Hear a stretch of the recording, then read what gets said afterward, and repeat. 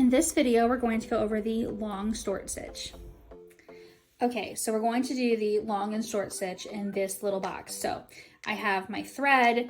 I'm going to go ahead and do I'm going to do 4. So I'm removing 2 of them. Again, this is how I remove them. Just gently twisting, trying not to get tangles, and they're separated. So I'm gonna wrap this, set it to the side. I got my 4. So I just lightly lick the thread and put it through the eye of the needle. Whoops. Sometimes it's challenging to do. Oh, see, I missed it. So I'll try again. Sometimes if I really can't get it, I'll just use my sharp little sewing scissors to cut down a little bit more to where it's nice and even. And I might have to do that on this one. Okay, well, I can show you. So I'm just gonna cut a little bit down. I'm gonna do the same thing. Get it nice and straight and thin, and then just pull it through. Perfect. Okay. So untie the knot at the bottom. So long and short stitch is a great way to fill in an area like a sun or a hillside or a flower. There are lots of different ways that you can do the long and short stitch. All right, I'm ready. So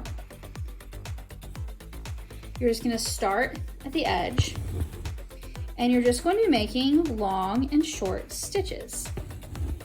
I know, it's a good name, right? I'm not trying to move this, I don't know why it's moving. Okay,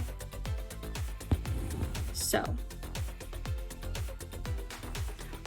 it's really just a fill in instead of filling it in with satin stitch.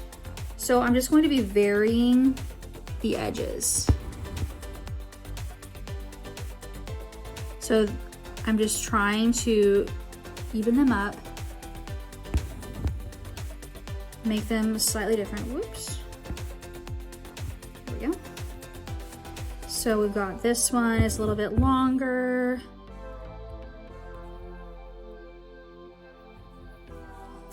That one's shorter.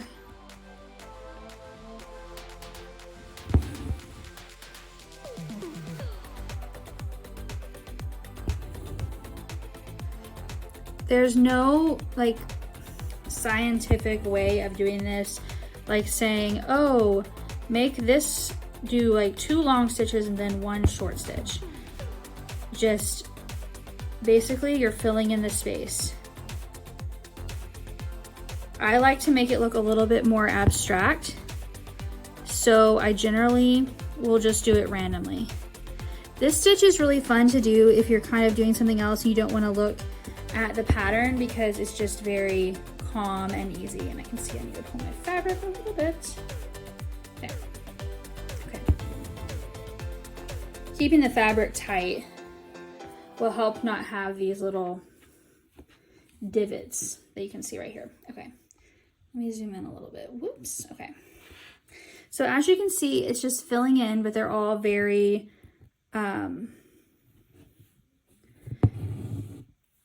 randomized.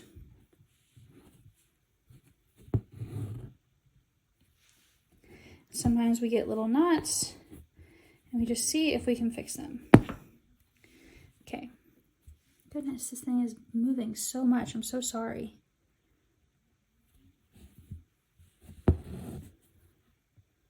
Okay.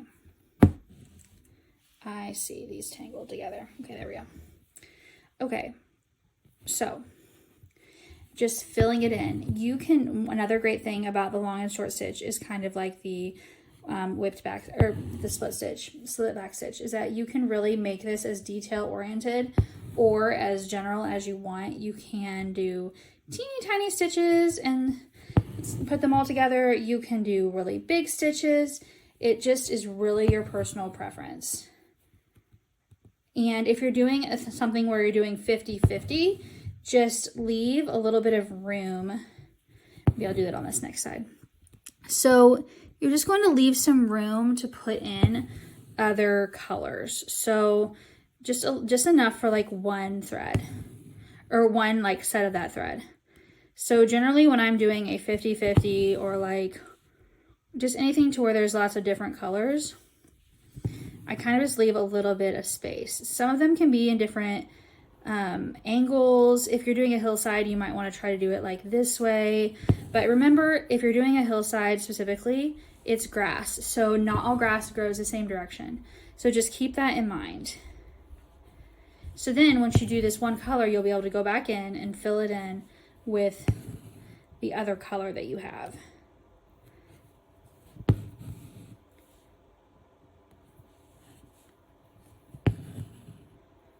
And this is how you do the long short stitch, which is one of my favorite stitches to use to fill in. Yay!